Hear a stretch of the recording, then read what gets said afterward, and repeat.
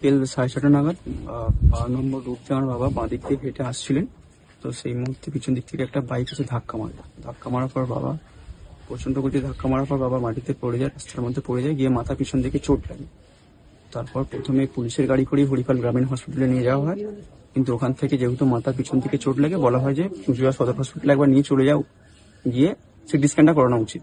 যেহেতু মাথায় চোট লেগে তো চুঁচুড়াকে যখন সিটি স্ক্যান করালাম ওখানকার ডাক্তারবাবু বলেছিলেন যে ওনার মাথায় দুদিকে রক্তক্ষরণ হয়েছে, একটা নিউরো সার্জারি লাগবে। তো সেই জন্য ওখানকার ডাক্তারবাবু কল্যাণী এইমসের রেফার করেছিলেন, কিন্তু কল্যাণী এইমসে বা কল্যাণী জেএমএইচ একটা সরকারি কোনো হসপিটাল ছিল, আমরা জানি না ঠিক মতো এই নামটা।